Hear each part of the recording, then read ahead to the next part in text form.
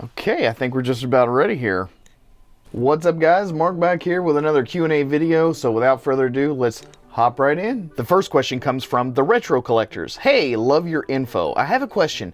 I'm a smaller channel and I want to purchase a new video camera with expandable slots for mics and lighting. What is a good camera for around the $500 price range? Well, Retro Collectors, there's honestly not that much.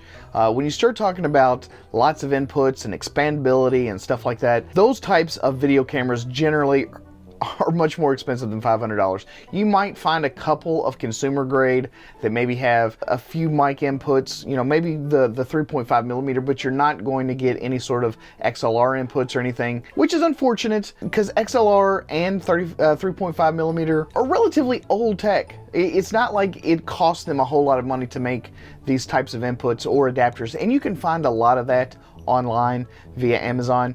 But once you start moving up into bigger, more high quality cameras, more production style cameras, that's when you're going to start finding lots of ins, lots of outs, and anything that's going to fall under that $500 range with lots of inputs, you're probably even looking at old school mini DV style cameras, which nobody uses anymore. But if you're willing to accept a little bit of decreased quality, a little bit of complicated workflow, then that might be an option for you. But for me, it's just not worth it. Or rather, the Zoom H1 or the Zoom H4n. Question number 2 comes from an obvious username. Panasonic G7 or A6300. I want to shoot film. It'll be my first camera and I really want to get the best value. Thanks. Well, really, that just mainly depends on what kind of glass you already have. If you're not already invested in a particular system, the Panasonic is obviously a micro four thirds system and the Sony system is a APS-C size system.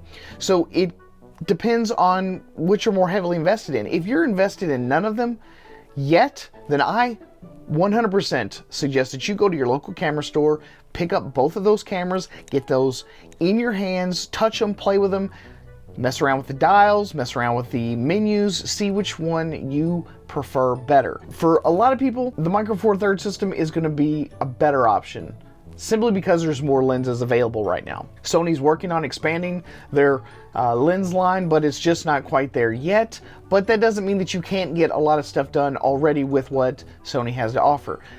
You can also adapt old film lenses onto your Sony. The upside to micro four thirds is that the lenses are very small, very light, very compact, even more so than the APS-C size lenses that Sony has been producing. So there are pros and cons to both systems. I suggest that you do your homework, do your research, figure out which one that you particularly like better. Question number 3 comes from Daddy Sports 79. I can't imagine an APS-C focusing faster than the A6000. Love this little guy. With the 4D focus system, will the 6300 be able to finally debunk the old APS-C will never focus as fast as a full frame argument? You know, honestly, I don't really know as of yet. We don't have the tech in our hands, but just based off what Sony's claiming, the answer would be yes. A lot of people have been kind of shying away from APS-C or mirrorless cameras in general just because they don't think that it can focus as fast in most conditions or in certain conditions as a DSLR. That argument might finally not be holding any water anymore, but we won't know until we get the new focusing system in our hands and actually see what this new tech can do. Question number 4 comes from Orion. Is there a microphone on this? Yes. I also got an interesting comment from our friend Ted Forbes over at the Art of Photography. And he says, I don't get it. The A5100 has touch, at least focusing anyway, and now they seem to have abandoned it. Weird. Ted, it is weird. It's extremely weird.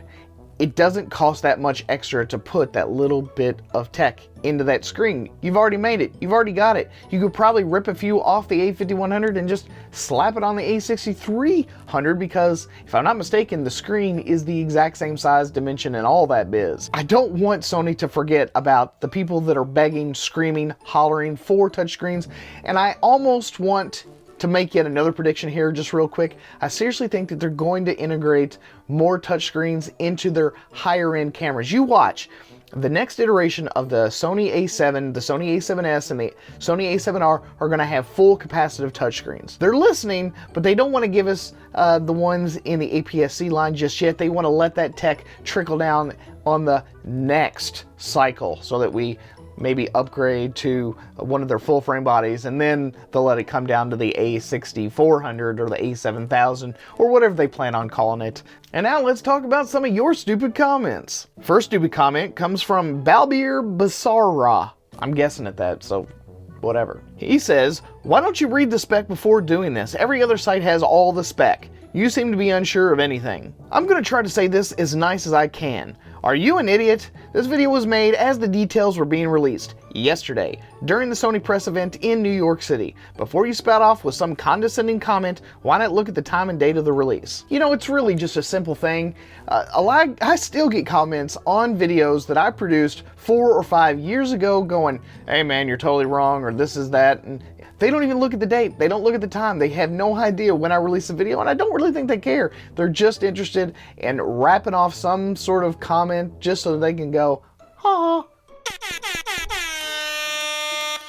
At any rate, check the date on the video before you run your cocksucker to me on my channel. It's like I was reading the stuff in real time as we were getting the information. I'm not psychic. I've got to wait for them to release the info just like everybody else. Stupid comment number 2 comes from Gary Shaw. 4K is gay. I can't see the obsession with 4K in these cameras. 1080p is more than enough. The majority of people don't own a 4K TV, and by the time 4K is the standard in all TVs and everybody owns one, then guess what? There will be 6K or 8K or back to square one. 4K is a feature that not many really use to be practical. I think myself, it puts it in cameras for the 4K fanboys. Gary, I don't know if you ever, in a million years, have ever worked in any kind of real productive environment, but the fact of the matter is that 4K isn't necessarily for the end consumer.